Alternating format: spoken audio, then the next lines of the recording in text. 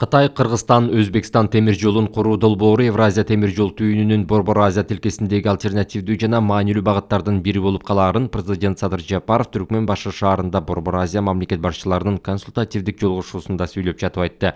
Мамлекет башчысы бүгүнкү күндө Борбор Азия аймагын дүйнөлүк сооданын маанилүү хабдарынын бирине айлантуу үчүн бардык өбөлгөлөр бар экенин белгиледи. Учурда Борбор Азия өлкөлөрүнүн аймак аркылуу маанилүү транспорттук коридор өтөт. Алардын ичинде Трассека, Барек, Шанхай кызматташтык уюму жана башкалар бар. Президент ошону менен бирге дүйнөлүк океандарга чыгууга мүмкүнчүлүгү болбогон Борбор Азия чөлкө менен обочолонуп турганы, аталган аймактагы өлкөлөрдүн натыйжалуулугун жогорулатуу боюнча аракеттерди күчөтүүнү жана биздин өлкөлөрдүн деңиз портторуна чыгууга мүмкүнчүлүк берүүчү жаңы транспорттук коридорлорду түзүүнү талап кылаарын белгиледи.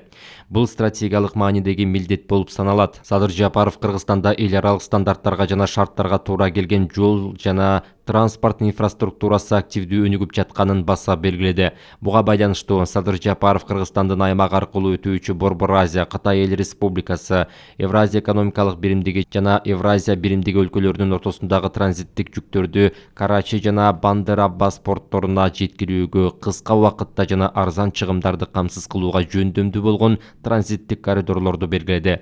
Евразия темир жол инфраструктурасын куруунун жана модернизациялоонун зарылдыгын белгилөө керек.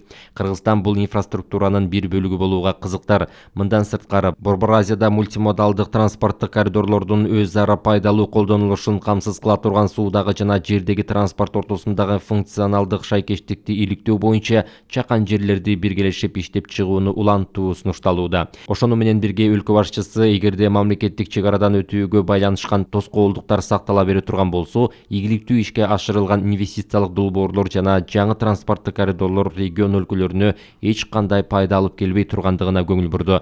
Президент Садыр Жапаров соода тармагындагы өз ара кызматташтыкты активдештирүү максатында Кыргыз тарап министрлер кабинетинин төрагаларынын соода маселелери боюнча иш алып барган орун басарларынын деңгээлинде 5 тараптуу өкмөттөр аралык комиссияны түзүү маселесин карап чыгууну сунуштап жатканын баса белгиледи. Все страны Центральной Азии обладают большим объемом энергетических ресурсов. При этом, несмотря на наличие классических источников энергии, сегодня Центральная Азия располагает значительным потенциалом для перехода на экологически чистую электроэнергию. Мы считаем, что ключевым фактором для устойчивого развития государств Центральной Азии являются комплексное и эффективное использование водно-энергетических ресурсов. В этом плане Кыргызстан намерен поэтапно реализовывать ряд проектов по строительству ГЭС, являющихся экологически чистым источником энергии. Вместе с тем, на водные ресурсы региона значительное влияние оказывают последствия изменения климата, что приводит к нестабильному притоку водных ресурсов и чередованию маловодных и многоводных периодов с соответственными колебаниями выработки электроэнергии. В последние годы сотрудничество в энергетической сфере осуществляется исключительно на двусторонней основе. Считаем необходимым возобновить полноценное и комплексное взаимодействие энергетических систем на многосторонней основе, что даст возможность планировать на долгосрочной основе и изгладить негативное взаимодействие маловодья и многоводья.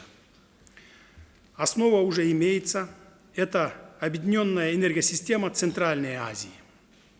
В этой связи кыргызская сторона считает целесообразным проведение инвентаризации нормативной и правовой базы и подготовку предложения по ее совершенствованию и рекомендаций по возобновлению сотрудничества стран Центральной Азии в водно-энергетической сфере.